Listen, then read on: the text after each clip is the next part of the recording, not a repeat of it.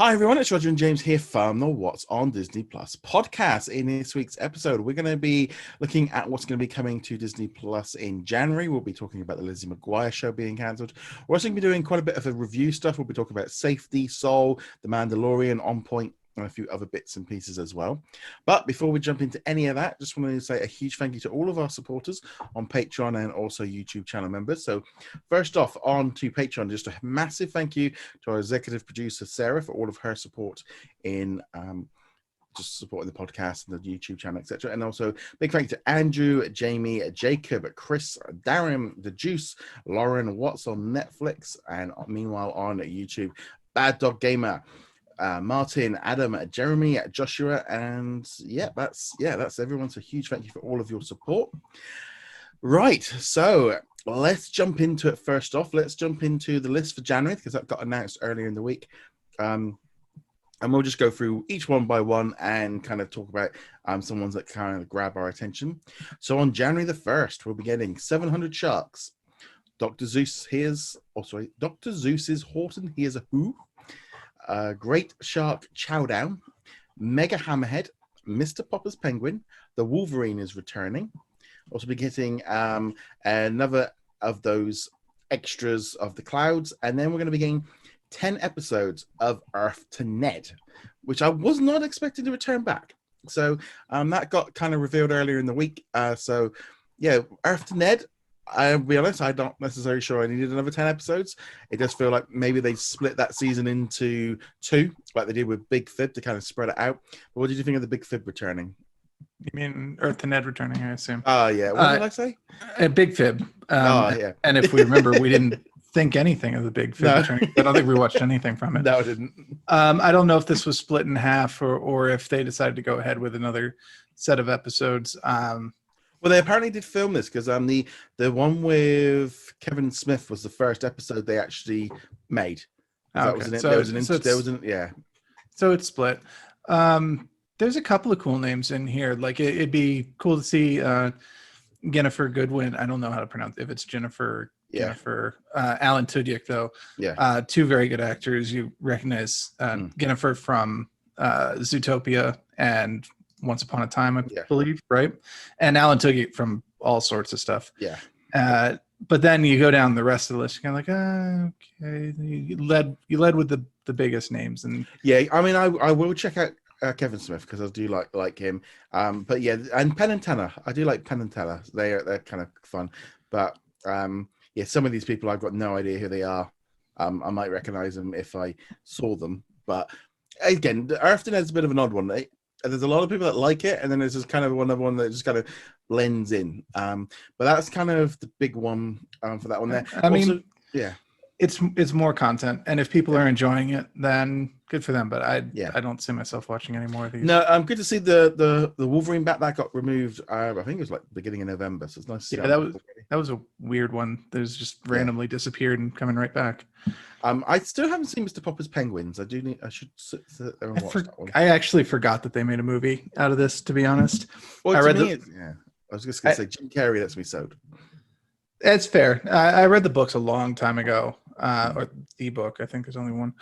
A long time ago, and then just kind of fell off the radar. I'll probably check it out because I like penguins. I like Jim Carrey, and I remember liking the book. Yeah. Moving on from there, we've got January the 8th. We've got Disney Fam Jam, Fernandad, which I do want to watch. Star Wars Forces of Destinies, Volume 1 to 4. Toy Story That Time Forgot.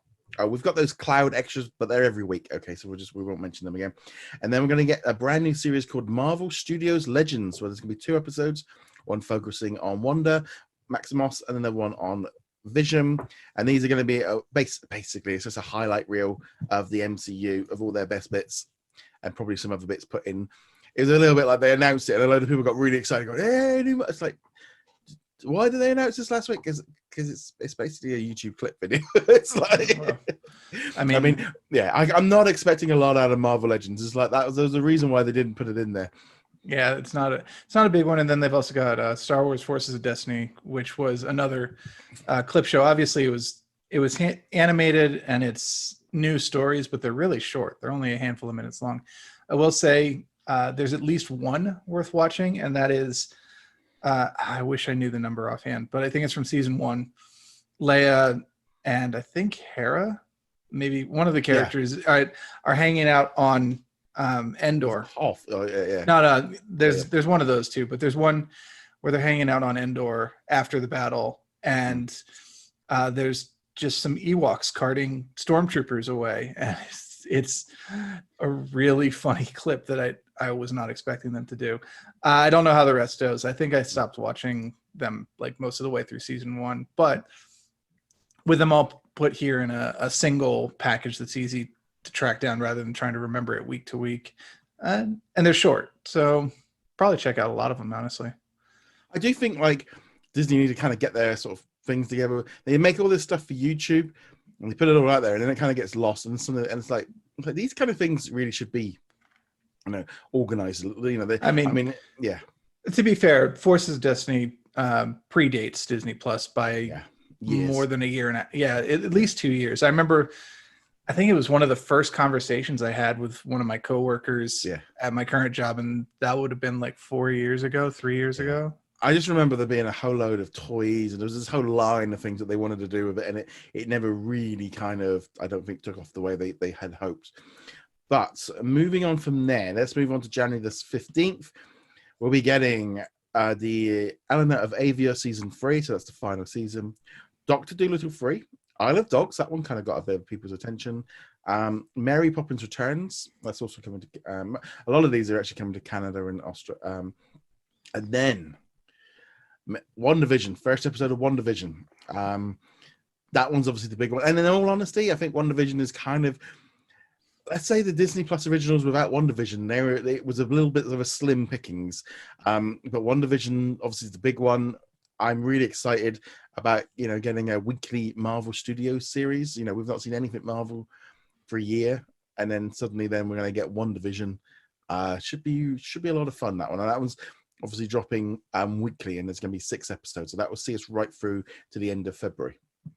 Yeah, obviously looking forward to WandaVision. We'll talk more about that as we get closer to launch. It's kind of nice having a couple of weeks in between the end of The Mandalorian and WandaVision.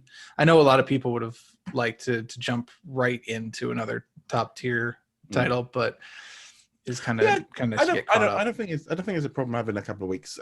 I think 2021 will be a bit different anyway than how it works because of there being so much more. Then on Friday, January the 22nd, we have got Wild Uganda. A new series called Pixar Popcorn, which is mini shorts starring your favorite characters. I'm guessing it says this collection, so I'm guessing we might be getting the whole season at once. I know we saw them in the Investors Day, and you got different characters and stuff involved. So that one could be good. And that was it. There's literally Wild Uganda's the only thing that way. And then Friday, January the 29th, we're getting all 4 seasons of Dinosaurs, which was obviously something we've been expecting for a while. Ever since Ryan Reynolds kind of said it on ABC, and then they quickly kind of deleted the clip, and then they kind of well, it didn't happen. Like, well, you announced it on an ABC show. That's kind of an announcement. I assumed that it was always the plan. They probably still had some like legal things that they had to go through before they could officially announce it, and Ryan kind of dropped it a little early on him. But I mean, this isn't exactly a surprise. Even that announcement wasn't really a surprise. We knew this was coming at some point.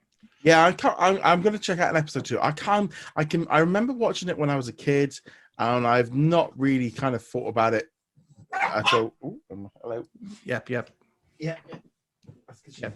I remember watching it as a kid. It was one of the shows that I would catch after school. I don't know at what point, but I do remember watching the final episode of it. Not knowing it was the final episode either, because I was a kid and didn't follow such things. I won't spoil the final episode, but it was a tone shift for that series. Yeah, I've read about it this week, so I'm going to be looking forward to getting into that one. We're also getting Epic. It says The Incredible Dr. Poe, so I'm guessing that's the latest season. Then Ramona and Breezes, which a lot of people have been excited about. Then Texas Storm Squad. And yeah, that pretty much rounds out January. And I'll be honest, I read that through and I was a bit like, dinosaurs? Yeah, I'll check that out. Nostalgia, cut the goggles on that one. Mr. Popper's Penguins, I kind of would like to see that one. Infernad, that's a movie I've not seen. But other than WandaVision, I was like, it's a little bit light. It's a little bit lighter. I'm hoping that we get a few extra things dropped on January the 1st. It is a bit light. It's still not as light as last January was, though. So we've got at least that going for us. I've got a couple other things on this list that at least keep me occupied. I have not seen Mary Poppins Returns yet, so that's on the list. I want to see Bernadette, John Cena as a Blue Bull, and Isle of Dogs, which was a really surprising one to come to Disney Plus because I'm not used to Anderson's films being particularly family friendly. Like they're not like Tarantino violent and stuff, but they almost always have like an element of like dark humor and things like that. And like this is a bit weird. So I haven't seen Isle of Dogs, but I'm looking forward to it. But I'm a little bit gun shy of his movies after watching the Grand Budapest Hotel. And that was weird. That was a weird one, and they threw Jeff Goldblum's cat out the window. And I kind of lost track of the movie after that. Yeah, I just remember that being. I remember watching it and thinking that was really weird. A couple of things I just wanted to notice because last night we just had some information drop through on the Australian list as well, and we also have the Canada list up on the website. Haven't had the UK one yet. In Australia, the Myra Royal Detective Show will be dropping, and also what they're going to be doing is the TOTS episodes are starting to drop like every other week. And they're also, and them and Canada are also getting the Book of Life and a few other movies as well, like including Flicker and Flicker Country Pride and a few other bits. So there's a little bit of regional differences. It's actually kind of funny because like Mr. Popper's Penguin and Horton Hears a Who have been kind of slowly dropping out on like Canada and Australia and the UK over the last like few months. So this tends to be, you see a pattern as stuff starts rolling out. But yeah, it's just quite a few different bits and pieces in there. But yeah, definitely WandaVision is the one that I'm really excited for. Right. Goes without saying at this point. Yeah. I think we're all ready for that one. Yes. We've been ready. We've been ready for Marvel content. Ready for a while. We're ready for some Marvel content. So we are. I mean, luckily, I'm still getting Agents of S.H.I.E.L.D., so it's kind of tiding me over at the minute. Okay, so some big news this week, and it wasn't a huge shock to me, I'll be honest, was apparently the Lizzie McGuire Disney Plus reboot is completely done. Hilary Duff took to Instagram and put out an announcement saying, "I've been so honored to have the character of Lizzie in my life. She has made such a lasting impact on many, including myself. To see the fans' loyalty and love for her to this day means so much to me. I know the efforts and conversations have been let's try that one again. I know the efforts and conversations have been everywhere trying to make a reboot work, but sadly, and despite everyone's best efforts, it's not going to happen. I want any reboot of Lizzie to be honest and authentic to who Lizzie would be today.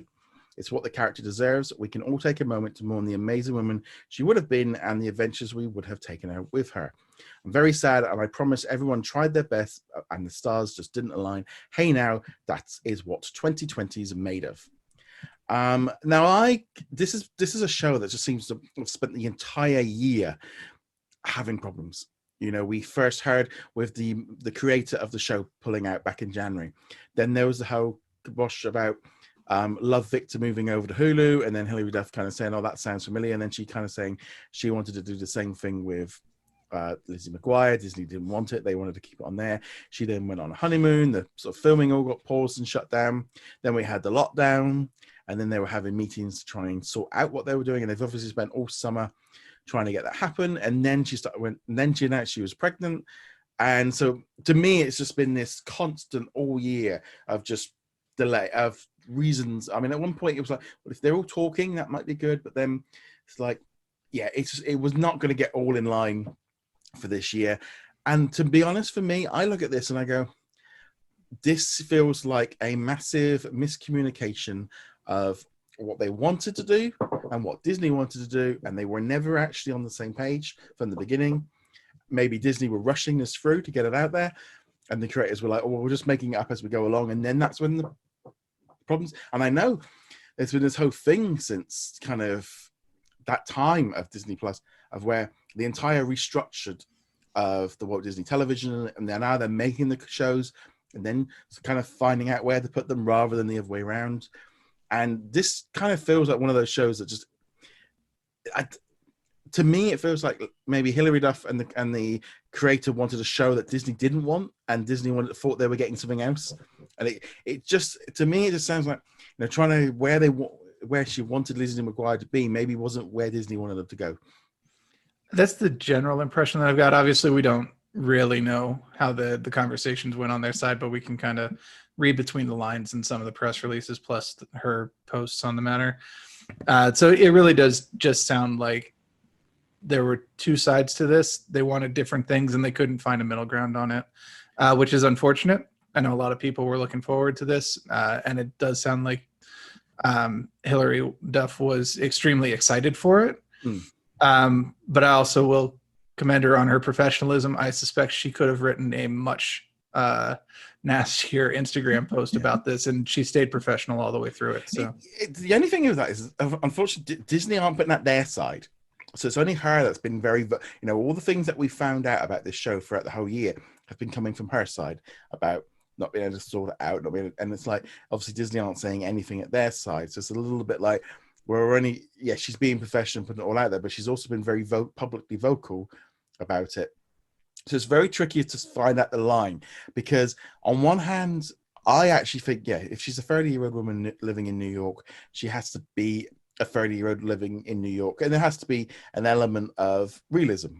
But at the same time, it's a Disney Channel show, so therefore there's a limit of how far you can push it, and it's like, this is the way I put it the other day was, if she's trying to make Sex in the City, that was not what it was going to be able to become.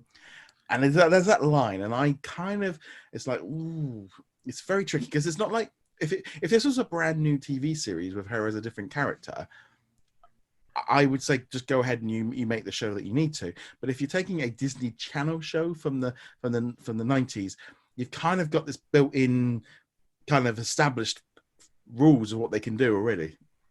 Yeah, and you put it as like this, there are two extremes on it: Hilary Duff, or the original show, the Lizzie McGuire show, and Sex in the City, and like there's no middle ground between the two of them. Obviously, there's a lot of middle ground between the two of them. They just couldn't find where the middle ground met. At least to get on Disney Plus. And I think the thing is, like, people are saying, well, they should put it on ABC or they should put it on Hulu. It's like, yeah, but this is a Disney Channel show. This is made by the Disney Channel. That is their baby. That's their creation. Putting it onto Hulu instantly, then, they don't want to essentially don't want parents then starting, well, we can't watch the Lizzie McGuire show on Disney Plus because of this new version. They've got to protect the old one as well, and that's the and the movie and all the rest. So they've kind of got to keep that in mind. And I think, I don't know, it's just I'm hoping that we don't see much more of this going forward, where they can get on board. Maybe they want to announce stuff and put anybody on a stage announcing stuff until you've maybe got the scripts all signed off. And, this is, I think, to be honest, I think this is just one of those things of it. They ran before they were, because they were already, they filmed 2 episodes. I don't think we'll ever see them, but they were underway. I could totally see Hilary Duff pulling a Ryan Reynolds Deadpool act in here and dropping those two, leaking those two from an anonymous source or whatever. But at this point, the series is done. It's not going to happen. Doesn't mean that something couldn't happen in the future. They could come back to the table and work something out. Although I suspect that they'd rather do a different project at this point. Yeah, and I basically kind of feel like that way. So that's kind of the main news of the weekend, and we kind of want to get into some of the reviews and stuff, because we didn't do any last week because we had a bumper episode. It was so much in fact that me and Josh also did a midweek episode this week. That's a good episode where we kind of went into a little bit. We were looking more at the legacy side of things as well. What legacy side of things? Yes, that was the plan. Well, that was our plan beforehand, because that was kind of, because obviously Josh does all those bits for us for writing articles about legacy content, and it was very much like, no, and it was like, well, because he was like, well, there wasn't any. It was like, oh, yeah, for you there wasn't any. For me, there was this massive drop, and then I kind of, that's where the whole thing come in of like, Well, there wasn't really any, but there was also a load of news as well. It was a really weird one. No, I thought it was actually a really good episode. Yeah. You guys managed to turn in a good episode despite having absolutely nothing to do with Yeah, it. everything kind of got messed around a bit. So let's talk now about some of the new content. We're going to do the Mandalorian last because we want to do full spoilers on that one. So let's first talk On Point, which arrived yesterday. Ballet school drama. Did you watch it, James? I watched the first 2 episodes. Oh, that's right then. What did you think I was going to say? No, you were expecting it now. No, I would give it a fair shake. Actually, considering that the other one we're going to talk about this week, Safety, actually came out last week. Yeah, there was actually plenty of time to sit down and watch this. And while I have no connection to ballet, I do have connections to figure skating through my sisters, figure skating and gymnastics. So I do at least understand a little bit of this world. They're very, very similar. But yeah, obviously not content I would normally be seeking out. That said, it was a really good documentary. At least the first 2 episodes were really good.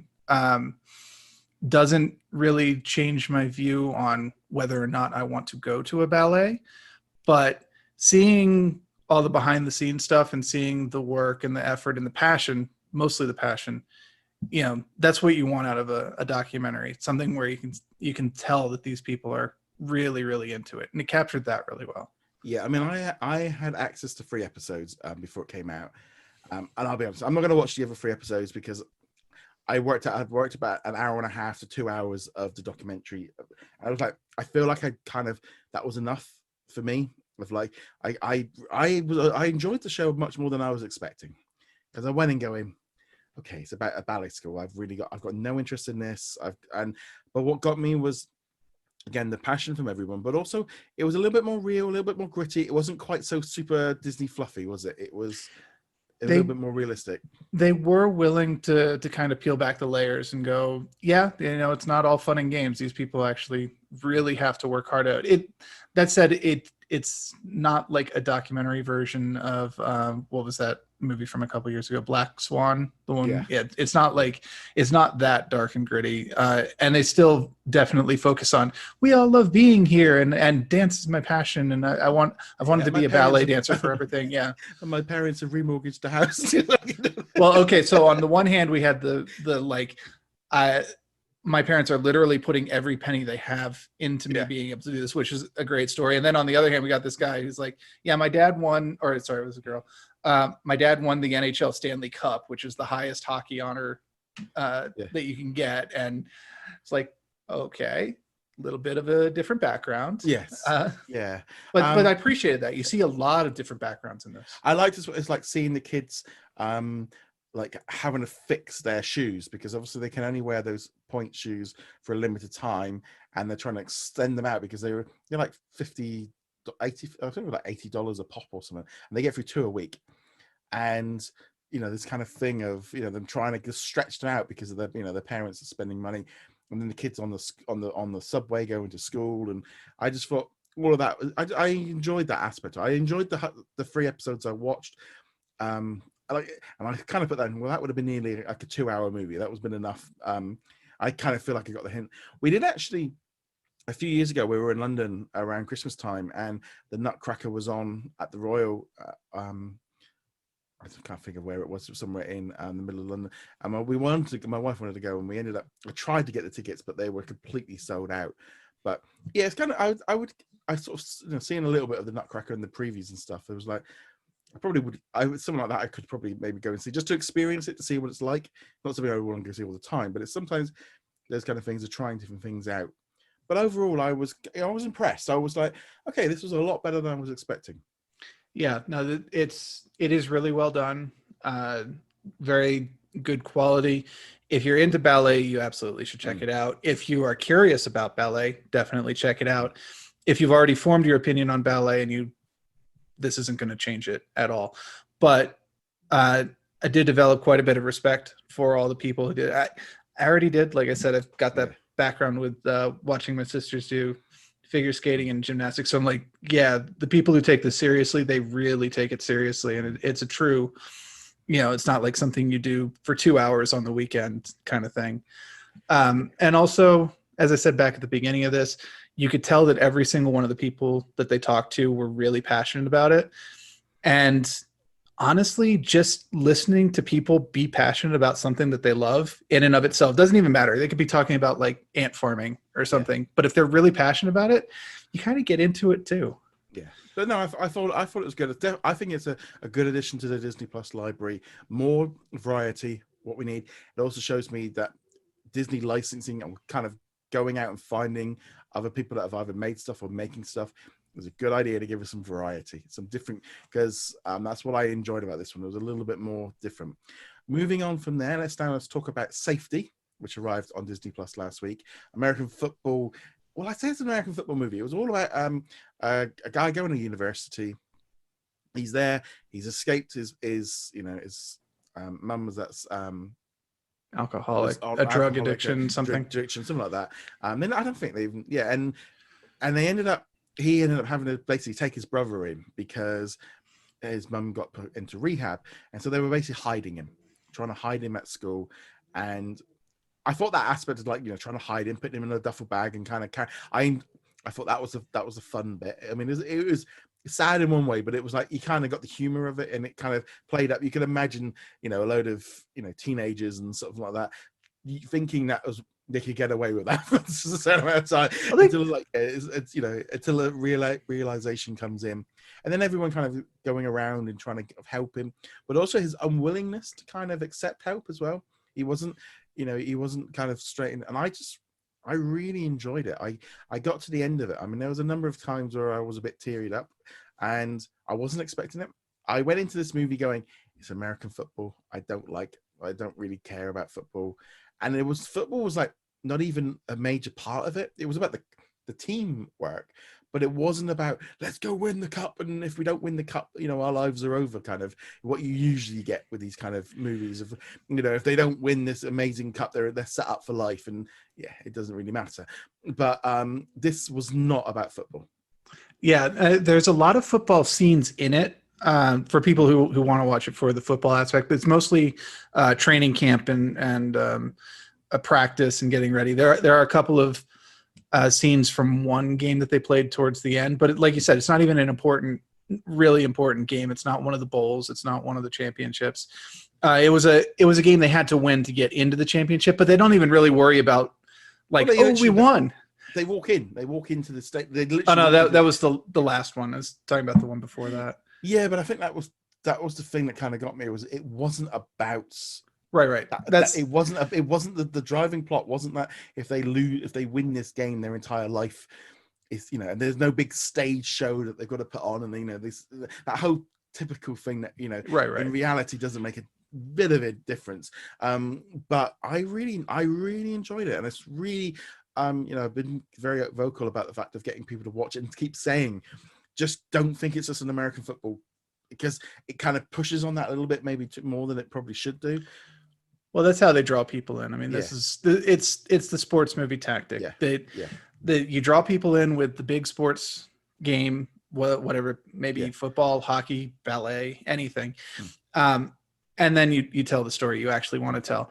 And one thing I appreciated about it as well is it never stayed with any one particular bit of the movie for too long. Like you were talking about them smuggling the kid around in the dorm rooms and hiding him from the RA and all that. That actually doesn't take all that much of the movie. That's probably like a 25 minute bit. And then they move on to the next problem, and they solve or don't solve the next problem. And then there's another problem. And then they have to deal with the NCAA and all that fun stuff. But I was kind of expecting almost like a Home Alone style antic where it's going to be like an hour of them, jump across and get him over here, get him into the bathroom over here. And, we're going to have to hide him under the bed while the RA does an inspection or something like that. And they completely avoided almost all of that, which was good. They kept, I just found I wish this movie would maybe come out maybe in the summer, or it felt like at the wrong time to drop it just before Christmas, because it didn't have, at least I'll be honest, even Black Beauty had a tiniest little bit of snow to kind of give off that vibe of the holiday. Whereas this was no, this was a summer movie. This should have been I don't know, and that was the only thing I did think of. But overall, I was very impressed with it, very happy with it, very high up on my Disney Plus originals now. And I'm going, something I had, because it's like there was 3 sports movies announced during the Investors Day, and I'm like going, okay, well, we're actually with safety. You've actually set these up now that I will give them. I will probably go into them a little bit more interested. They're like the Greek Freak and all the rest of it that they're doing. In fact, okay, safety's actually set me up that I'll give them a little bit more of maybe a fairer crack. Oh, no. Safety is really good. It's a really solid movie. I think the only reason I could think of to put it now instead of like in the middle of football season. Well, we are actually technically in the middle of football season or towards the end. I haven't been following. I know COVID has kind of made things weird. In any event, the reason I think it's out now is that it puts it right in line for when people would normally be starting to think about gathering together as family. And I know a lot of families will be spending Christmas. I know they finished filming most of this filming, but they had to stop and then they had to go back and do a little bit extra at the end to kind of finish up. So maybe it was supposed to have been on, because again, there's not really like special effects. It's a much more easier, but this is the kind of movie that we're going to see a lot more of on Disney Plus, because it's stuff that Disney love to make, but the box office isn't there for it. But streaming is the perfect home for these kind of. Disney have got a massive history of these kind of sports movies, but there's no box office draw for them. So this is like the perfect way for them to do these kind of movies that they love to do. Yeah, and I would recommend this as one of those like you're getting together with the family. 23rd, 24th of December. Soul hasn't been dropped yet because that's a Christmas movie, or it's dropping on Christmas. For everyone who's not you, anyway, Roger. And we'll get to that in a second. Yeah. This is a good family-friendly movie that you can watch on Christmas Eve and feel good, presuming you're not going to watch something like Scrooged or Muppet Christmas Carol or something. Yeah, so speaking of Soul, that one's going to be coming to Disney Plus on Christmas Day. I have seen it. I did put up a video review and a written review of it. Going to be honest, very, very well done. Very good movie. Very enjoyable. Very different. It's kind of one of those weird things about most of the movie is kind of, you get a little bit of him at the beginning on Earth, and then obviously he dies. I mean, there's no point in spoiling. That is something that's in the trailers. It kind of has to happen. So he ends up going up. He's not ready to give up because he still wants to put on this big performance. He ends up coming back to Earth. There's a whole other aspect to it that I don't want to get into and spoil, which the kids are going to like. And I think, and then kind of the whole thing of like, what's your life worth? It's quite deep, very kind of into that whole, what is your life? What is it about? What, your legacy? Why are you here? Some deep things that I think the parents and adults are going to really enjoy, that will go right over the kids' heads, but they will just go, oh, look, it's a funny little thing flying around. And I think that's where sort of Pixar was at its best. I think adults are probably going to enjoy this, probably more so than kids. I don't know if kids are going to watch it in the same way as maybe everyone's. There are some cute things and some funny things going on in it, but I think adults are going to see it. There's a very different line in there, which I think they're going to really enjoy. Visually, like the bits in Real Earth just look amazing. I mean, you can really tell they're really putting a lot more into like the design of it, the backgrounds, the characters, they all look great. And then when it goes cutie, with the when they're on the great, I think the Great Beyond or something like that, it's very bright and colorful and soft and just some wacky customs. Kind of reminds me in some ways of Inside Out, because it was the same director, but it feels like an extension of, if you enjoyed Inside Out, you're probably going to enjoy this too, because the whole aspect of little creatures and your soul and all the rest, it was just very, very good. Obviously it's coming to Disney Plus on Christmas Day. The reason like the previews and everything came out like so early was because back in October they put it up for a film festival in France. And so there's some presentations because they were getting ready to obviously release it in cinemas in November. So they started like the press tour and was like getting it all out there. And reviewers were seeing it, and there was reviews out there of it back in October. So that they ended up putting out the reviews a lot earlier, because essentially they'd already kind of started way earlier than they would normally do it. Because you don't, under normal circumstances, we probably wouldn't be getting reviews until maybe this past week. But a really enjoyable movie. some people saying about the best Pixar. I don't necessarily agree with that. I do think it's very good, and I think it's a perfect Christmas movie for people to sit down and watch. But adults are really going to enjoy, I think, a massive portion of this movie. Yep, I'm looking forward to checking it out on Christmas. The trailers to me made it look like Inside Out crossed with All Dogs Go to Heaven, if you remember that movie from back in the day. So I'll have to wait and see. I remember with All Things Go Heaven, because I think we were like kids and we were in America, and I remember seeing billboards for that movie and all like the Happy Meal toys, and never actually ever saw the movie. Saw all the publicity everywhere, but it's a weird movie. It's actually a very, very weird movie. Yeah. But yeah, looking forward to seeing it. Don't know if I will see that or Wonder Woman 1984 first, but I'll be watching both on Christmas, actually. Yeah, it's a shame, really. It's like over here. I mean, it's like cinemas, but there's no chance of. I mean, most of the UK is kind of. Oh yeah, no, specify. I'm watching that on HBO Max. I'm not watching that. Yeah, if they had it on rental, I would definitely watch it, because I do want to watch that movie. But Soul, I think, it's always this kind of big thing of everyone kind of going, it's going to be Wonder Woman versus Soul. So they are completely different places. They're not even on the same, they're different audiences. They're different. Yeah, but people for some reason, they'll always put up a fight. Like, oh, is it going to be the golf tournament, or are you going to watch I don't even know. Are you going to watch? Yeah, are you going to watch golf, or are you going to watch paint dry? I mean, and the internet forums will argue the point for the next 4 years, long after anyone stopped caring about any of it. The thing is, for me, Soul is going to be one of those long-legged movies. It's going to be one of those ones that kids are just going to keep watching and watching and watching, and it'll have good viewing over the whole of the holidays. Whereas like Wonder Woman, you only got 30 days, and then it's going out and it's going somewhere else. Which is just weird. Yeah, honestly. It's a very weird thing. And in some ways, HBO Max has kind of shown they went a little bit too aggressive, and now that's actually coming back and highlighting some of the problems with what it is. Apparently, it's from that whole thing really with Wonder Woman is apparently Marvel are like renegotiating contracts and sorting out things for their new movies, where all this kind of going straight to digital and premium access is now starting to be put into the actual contracts before they even start filming, which makes a lot of sense, because I think they've all very much realized that this day and date releases, and I think this is going to be around. This is it now. I mean, I think we're setting this up. I was watching a film show on the BBC yesterday, and he was pretty much saying, this whole thing with available on demand and at cinemas at the same time is definitely going to be something we're going to see a lot more of. But moving on from there, so that is, did you watch anything else recently before we jump into The Mandalorian?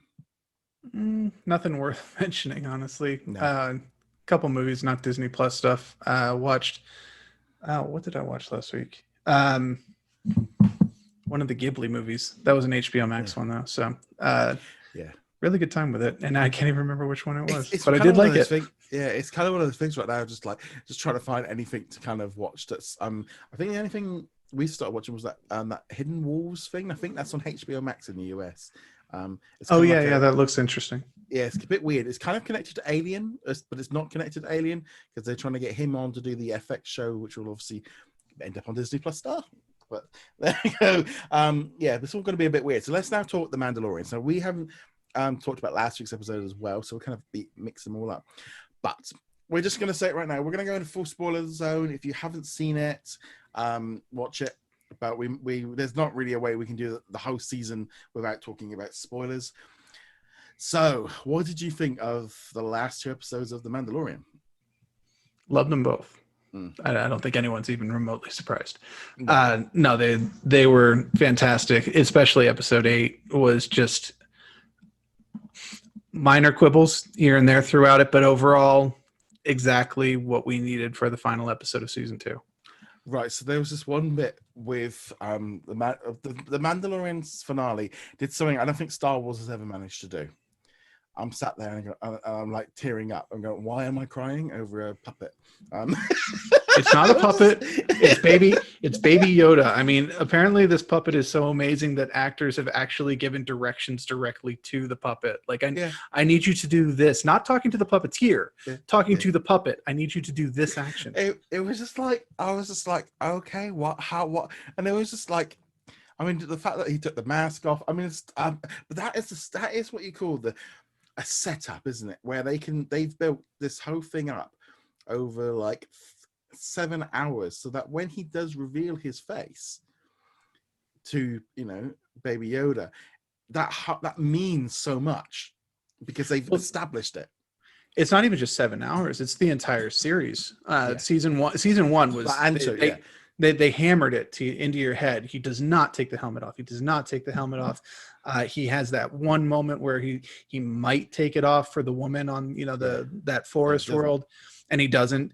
And it's a big deal because like IG-10 or 11, whichever one it was like, I'm not a human, so I can see your face, and he takes off the helmet for that. But this entire season, right from the beginning, has been kind of breaking down his let's say dogmatic belief. You know, right from the beginning, they reinforce it with the sheriff taking off his helmet. He's like, oh, whoa, you're not a Mandalorian. He took off the helmet. And then, of course, Bo-Katan coming in, and it's like, oh, well, okay, maybe some Mandalorians do take their helmets off. And then episode 7, where he's like, I'm not supposed to take my helmet off, but I have to do it to complete this mission for Baby Yoda. And he does it, and that's all. That is the entire arc building up to episode 16, where he finally got me. where he takes off the helmet, and not just that, where Baby Yoda actually touches his face. And you think about it, that's probably the first non-droid thing that has touched him since his parents died. I mean, that's a long time. But they've even built that whole thing up with his hate for droids. Right. You know, I mean, the dark droids, I mean, the dark troopers. Yeah, I mean, they just looked, I mean, I'm going to be honest now. I mean, Luke certainly made them look like for more than a guy. Let's talk about the Luke scene, because that's another one of those things that we've been waiting for a very, very, very long time. What I love about that sequence is that it's the first time in almost all of Star Wars that we've ever seen the Jedi from an outsider perspective. Because everything in Star Wars is all about the Jedi. All 3 trilogies. Solo, they don't play into it. Rogue One. We'll come back to Rogue One in a second. But then the shows, they're all Jedi, except for Resistance, which didn't have any in it, except for like 1 or 2 bits. So we always see it from the Jedi perspective. And in this one scene, which they have built up the entire episode around, you guys are so screwed right now. These Dark Troopers are just going to roll over some of the best fighters in the galaxy. And then Luke just pops in and is like, they're not a problem. And you get to see like how much higher level Jedi are than everybody else. And also seeing Luke at his best. You know, he is now, you know, he is no longer, you know, he's beaten the Empire. He's done, you know, he is a Jedi. And the thing is, it rather than going, okay, is it Ahsoka or is it Ezra? That was where my mind was going. Because I was like, I know there was a lot of talk online about Luke turning up, and I'm like, they're not going to do Luke. Then I'd put it in like, don't be silly, they're not going to do Luke. I didn't think they were going to do Luke either. I just like, they're going to stay away from the Skywalkers. They're not going to do Luke. So I was expecting Ahsoka, because I'm like, well, she's got to turn up at some point.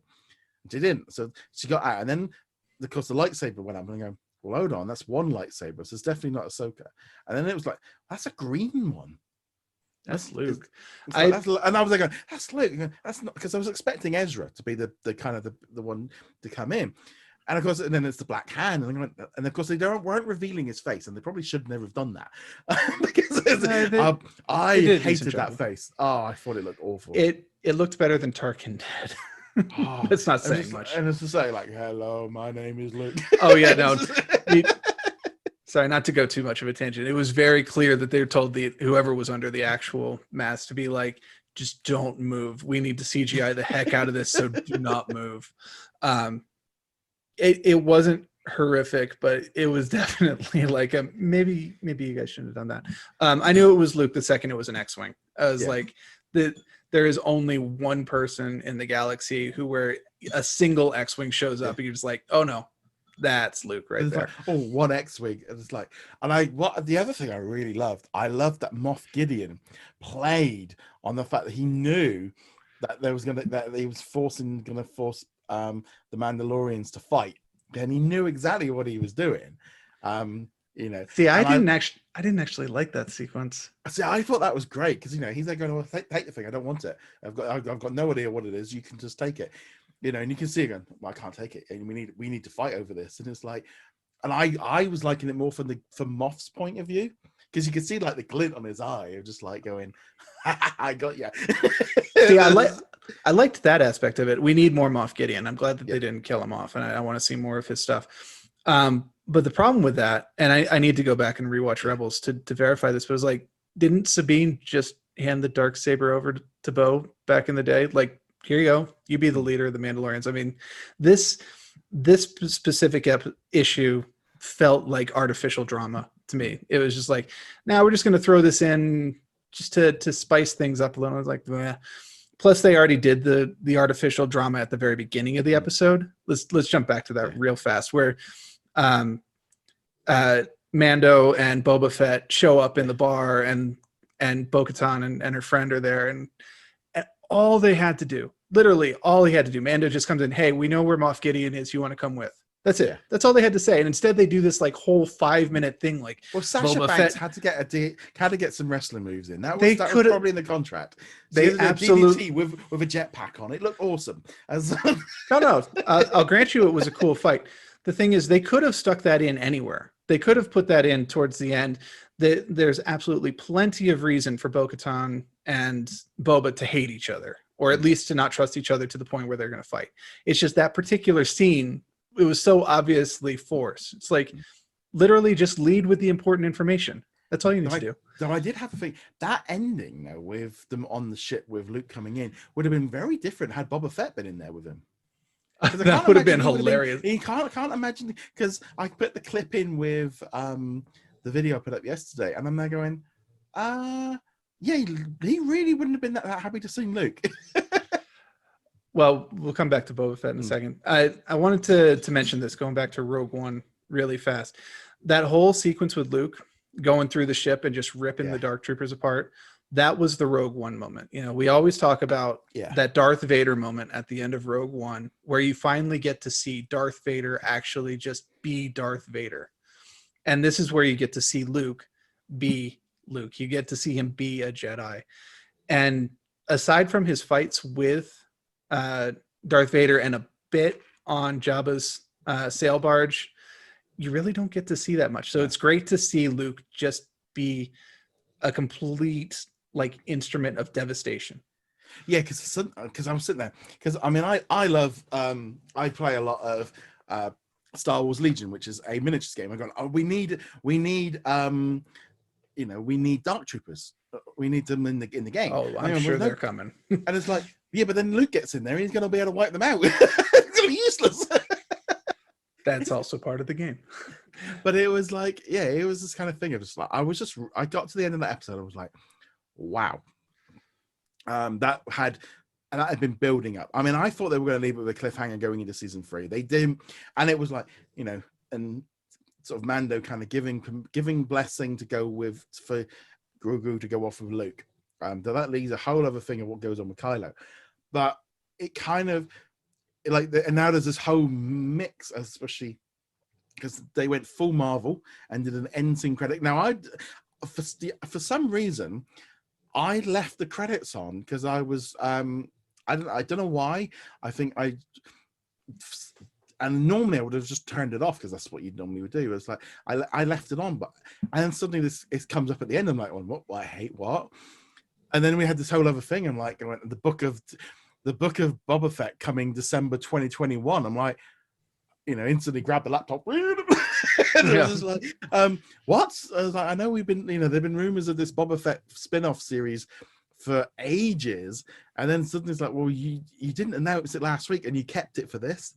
This is, that's a pretty big thing. And like, I was like, okay, they are doing the Boba Fett spin-off, or we don't even know, because I mean, there's this kind of question, and I know you brought it up just before we recorded. Is it the third season of The Mandalorian? Is it? I think it's definitely a spin-off series for Boba Fett.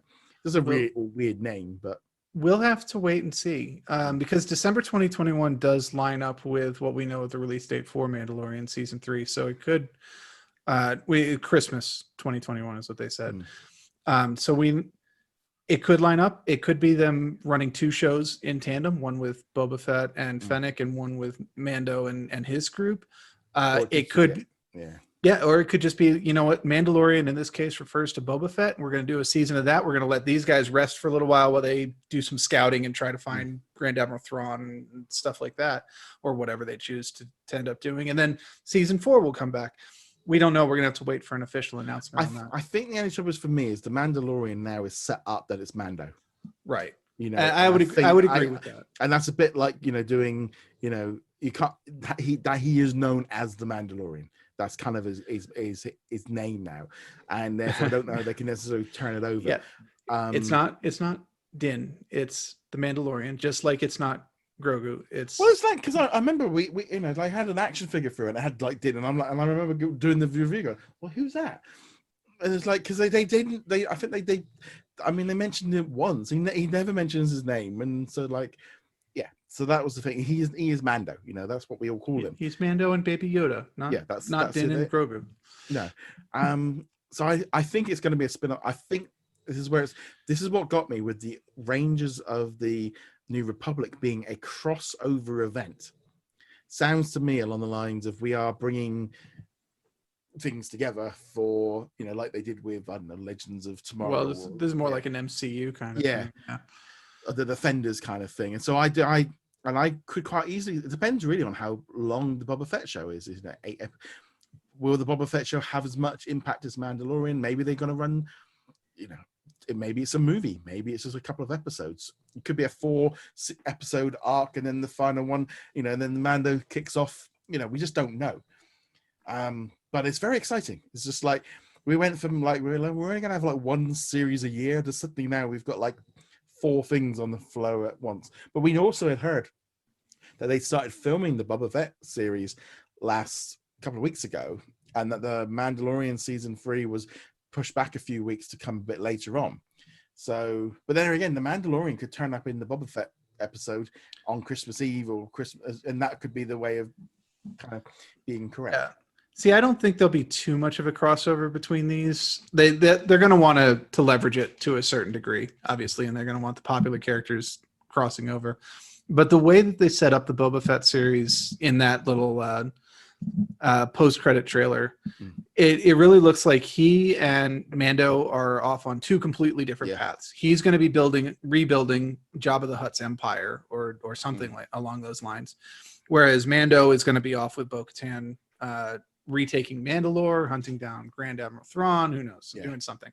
But I'm sure that they will find some way to weave them all together so that at some point Mando will be in Boba Fett and Boba Fett will be in the Mando series, and it'll just be, you know, fun all around. Well, actually, in some ways, I think now, like, man, you know, Boba can go off and do his own thing. He's done it. He paid his price. He's got his armor back. There's no more need to have him connected to Mando. And but also apparently Fennec is going to be in the Bad Batch. She's going to be in there as well. I caught a couple of glimpses of her in the Bad Batch trailer that was released not that long ago, or at least her mask. I assumed it was her, but we saw her mask, the one that she wore back. She's confirmed as well that she's going to be in it, and they're all just like interlinking, and it's just like, this is great. I mean, the buzz over Star Wars yesterday was just like, and everyone was going, "Don't spoil it! Don't spoil it!" It's like, it's like. This is so hard with and I know like people are, this is an awful time. Like, but no, but everyone is going to have a problem no matter what time it goes up. This is just how, and the internet, you know, it's like, I mean, people saying in the comment, "Oh, you've ruined the book." Like, yeah, but if you don't know what the Book of Boba Fett is, you've got there's not a picture of Luke Skywalker going. It was like, you know, the definition of how it all works and, you know, where they release it. It is very tricky because, you know, if they release it in the evening in the US, the whole of Europe and India gets, you know, at some point, a massive chunk of people will have to be asleep when it drops, no matter where it goes. There's always that kind of thing of, I know, obviously, I think on the West Coast, it's a little bit easier because it drops at midnight, so a lot of people stay up and watch it that way. But I'll be honest, it was 8 o'clock in the morning. My wife had just said, "I'm just going off to the supermarket." I'm going, it's 5 to 8. I'm up, and there we go. TV on. It's like, carry on. I just a fantastic series. It's definitely, it's just continued that trend of just giving us. And season 2 has been on such a better level than season 1. I mean, I really enjoyed season 1, but season 2 just kept building and building and building on it. I was going to say the same. Season 1 was already a pretty high starting point, especially those last couple episodes. And season 2 has just been on a completely different level. Like I remember way back when we started the Great Dragon episode, the first episode of season 2, we're like, did they blow their entire budget on that fight? Is there going to be anything left? And of course, it just kept escalating and escalating. Other than episode 2, the ice spider, which was still a good episode. Expensive, yeah.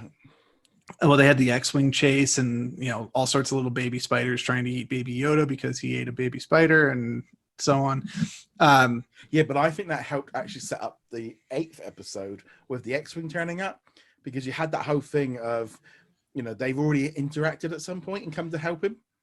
That would have been funny if it had actually been Dave Filoni showing up to literally save them in the universe. I saved Star Wars. Now I'm going to save the Mandalorian. Now, if there had been 2 X-wings that came in, I would have been like, "Ooh, wait, why do I care that these 2 random people are showing up?" But 1 X-wing is like, "Okay, that's Luke." But still, I want to cut now. I want someone to cut where it's Dave Filoni who shows up.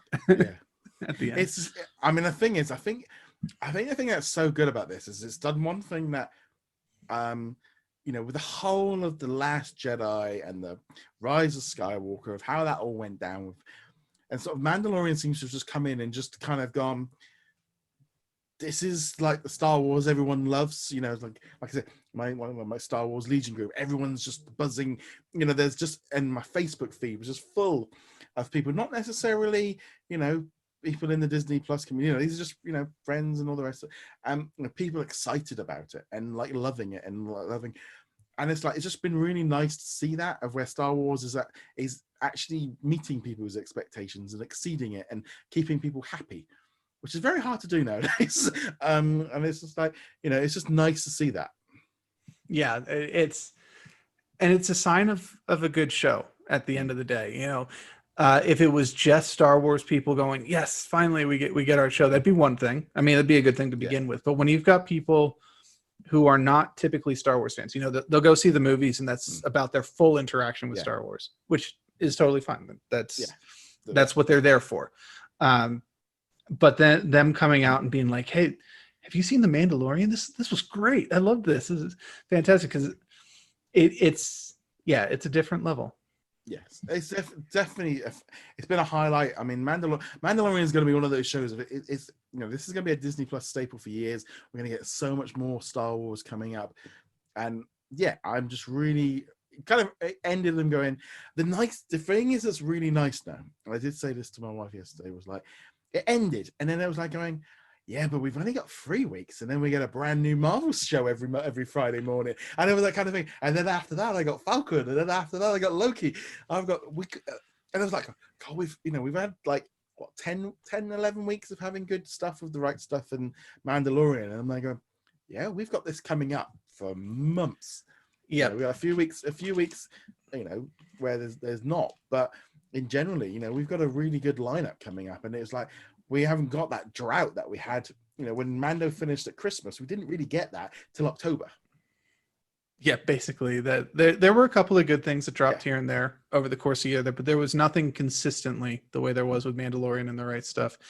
And this is what I was saying last week after the investor call, though. We've got the quantity this year, or this coming year, 2021. They absolutely have to keep the quality up. Mandalorian has set a massively high bar, and it will be very easy for them to miss the bar. Now, if they get close, that's still fine. I mean, the bar is so high that even if you just get close to the bar, you're doing pretty well. But they've got to be very careful that bar, that they don't miss it by a lot, because expectations on everything for Marvel and Star Wars at the very least is massive now. But yeah, it's I mean, you're looking at it. I mean, we've got 5 Marvel shows next year at least. we've got Bad Batch, we've got Book of Boba Fett, Mandalorian. We don't know what's happening with Ahsoka and Legends. I'm guessing they're sliding into 2022. But yeah, it's just like, okay, cool. We've got a, and this again, as a Star Wars fan, it's just lovely have had this buzz about, and everyone questioned the idea of a Star Wars TV series, of whether or not it was going to work. And in some ways, Star Wars fans are feel more connected to the series than they did with the whole of the sequel trilogy, which is just crazy to think. I'm sorry, I don't know what you're talking about. Yeah, exactly. But that's the kind of, the Force Awakens kind of awoken the Force, and it feels like the Mandalorian has actually filled that need. It kind of, again, maybe just due to the fact that they had two people running it that actually had a better connection. I mean, some people moan about it being, just a load of people playing with toys from the Star Wars universe. It's like, yeah, but they seem to play with them much better, and we're then just creating brand new toys and go, you will like this. This goes all the way back to the beginning of this episode. Two people who were very passionate about this project, both Mandalorian season 1 and season 2, and you can tell in everything they do. If you don't know that they're drawing from the toys, it doesn't matter, because they look cool. The toys were designed to look cool, so that's the troop transport, that's the the speeder and so on.